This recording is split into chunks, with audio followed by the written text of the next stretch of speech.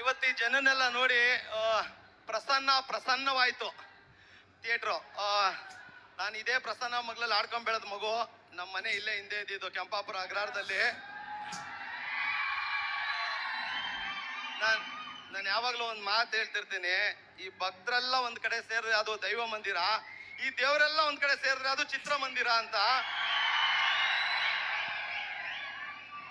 ಮೊದ್ಲಿಗೆ ಡಿಬಾಸ್ ಇಂದ ಶುರು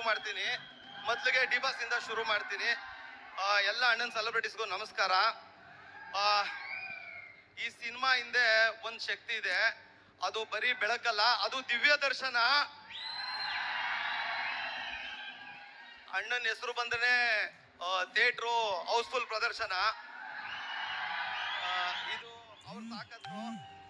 ಈಗ ಧನ್ವೀರ್ ಸರ್ದು ಅಣ್ಣಂದು ಅದು ವಿಟಿ ನೋಡ್ತಿದ್ದಾಗ ಒಂದು ನೆನಪಾಯ್ತು. ಅಂದ್ರೆ ಒಂದು ವಿಷಯ ಇದೆ, ಇದು ಆಕ್ಚುಲಿ ದರ್ಶನ್ ಸರ್ಗೂ ಗೊತ್ತಿಲ್ಲ, ಇದು ಅಣ್ಣನವ್ರಿಗೂ ರೀಚ್ ಆಗೋರ್ಗು ಶೇರ್ ಮಾಡ್ಬೇಕು ನೀವು. ಅದೇನು ಅಂತ ಒಂದು ತೋರಿಸ್ತೀನಿ. ಇದು ದರ್ಶನ್ ಸರ್ಗೂ ಗೊತ್ತಿಲ್ಲ. ಒಂದ್ ನಿಮಿಷ.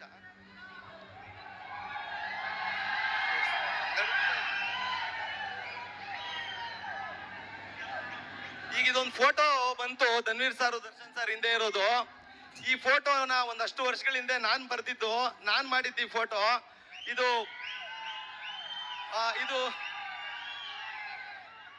ಇದು ದರ್ಶನ್ ಸರ್ಗೂ ಗೊತ್ತಿಲ್ಲ ಆಕ್ಚುಲಿ. ಬ್ಯೂಟಿಫುಲ್ ಮನ್ಸುಗಳು ಸಿನಿಮಾ ಟೈಮಲ್ಲಿ ಅಣ್ಣ ಸಪೋರ್ಟ್ ಮಾಡಕ್ ಬರ್ತಿದ್ದಾರೆ ಅಂತ ನಾನು ಅದೊಂದು ಚಿಕ್ಕ ಪಾತ್ರ ಮಾಡಿದ್ದೆ. ಅಲ್ಲಿ ಮಾತು ನಡೀತಿತ್ತು ಸರ್ಗೆ ಏನ್ ಕೊಡ್ಬೋದು ಅಂತ. ಅಲ್ಲಿ ಮಾತನಾಡಿವಾಗ ನಾನು ಒಂದು ಮಾತಂದೆ ಪ್ರೊಡ್ಯೂಸರ್ಗೆ, ಕೋಟಿಗಟ್ಲೆ ಬೆಲೆ ಬಾಳ ಕಾರ್ಗಳನ್ನೇ ರೋಡಲ್ಲಿ ನಿಲ್ಸವ್ರೆ, ಏನ್ ಕೊಡ್ಬಲ್ರಿ ನೀವು ಅವ್ರಿಗೆ? ಪ್ರಪಂಚದ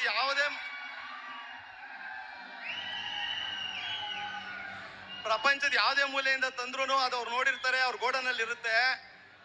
ನೀವ್ ಯಾರು ಊಹಿಸದೆ ಅಂತರದ್ದು ಏನಾದ್ರು ನಾನು ಮಾಡ್ಕೊಡ್ತೀನಿ, ನನ್ನ ನಂಬಿ ಅಂತ ಹೇಳಿದ್ದೆ. ಆಯ್ತು ಮಾಡು ಅಂದಿದ್ರು. ಕೋಟಿಗಟ್ಲೆ ಕಾರ್ನ ರೋಡಲ್ಲಿ ಇಟ್ರು. ಈ ಬಡವನ್ ಚಿತ್ರಕಲೆಗೆ ಕೋಟಿ ಬೆಲೆ ಕೊಟ್ಟು ಇವತ್ತಿಗೂ ಅವ್ರು ಕುತ್ಕೊಳ್ಳೋ ಜಾಗದಲ್ಲಿದೆ. ತುಂಬಾ ಥ್ಯಾಂಕ್ಸ್ ಅಣ್ಣ. ಇದು ಇವತ್ತಿಗೂ ದರ್ಶನ್ ಸರ್ ಗೊತ್ತಿಲ್ಲ, ಇದು ಅವ್ರಿಗೆ ರೀಚ್ ಆಗೋವರೆಗೂ ಶೇರ್ ಆಗ್ಲಿ. ಅದಾದ್ಮೇಲೆ ವಾಮನ ಚಿತ್ರಕ್ಕೆ ಬರ್ತೀನಿ. ವಾಮನ ಚಿತ್ರದಲ್ಲಿ ಎಲ್ಲವೂ ಜಾಸ್ತಿನೇ ಇತ್ತು, ಕೇಳಿದಕ್ಕಿಂತ ಹೆಚ್ಚಾಗೆ ಸಿಕ್ತಿತ್ತು. ಮೊದಲಿಗೆ ಶಂಕರ್ ಸಾರ್ ಬರೆದಂತ ಡೈಲಾಗ್ಗಳು ನಾನು ಕೇಳಿದಕ್ಕಿಂತ ಹೆಚ್ಚಾಗಿತ್ತು.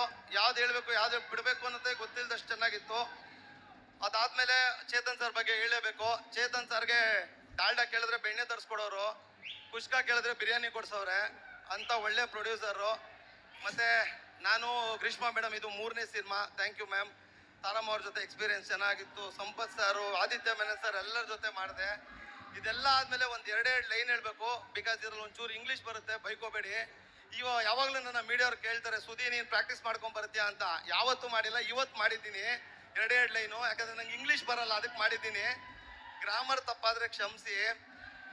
ಈಗ ಒಂದು ಇಂಗ್ಲಿಷಲ್ಲಿ ಒಂದು ಮಾತು ಹೇಳ್ತಾರೆ, ಈ school days are golden days ಅಂತ. ಅದು ಆಕ್ಚುಲಿ ದುಡ್ಡಿರೋರ್ ಮಕ್ಳಿಗೆ, ಬಡವ್ರ ಮಕ್ಳಿಗೆ ಯಾವಾಗ್ಲೂ ಬರ್ಡನ್ ಡೇಸೇ. ಸಾಕ್ಸ್ ಇದ್ರೆ ಶೂ ಇರಲ್ಲ, ಶೂ ಇದ್ರೆ ಲೇಸ್ ಇರಲ್ಲ, ಟೈ ಇರಲ್ಲ, ಯೂನಿಫಾರ್ಮ್ ಇರಲ್ಲ. ಹಿಂಗ್ ಬೆಳೆದ ಮಕ್ಕಳು ನಾವು ಅಗ್ರಹಾರದಲ್ಲಿ. ನನ್ನ ಜೀವನದ ಗೋಲ್ಡನ್ ಡೇಸ್ ಅಂದ್ರೆ Vamana days are my golden days. Because I was with a golden man ಧನ್ವೀರ.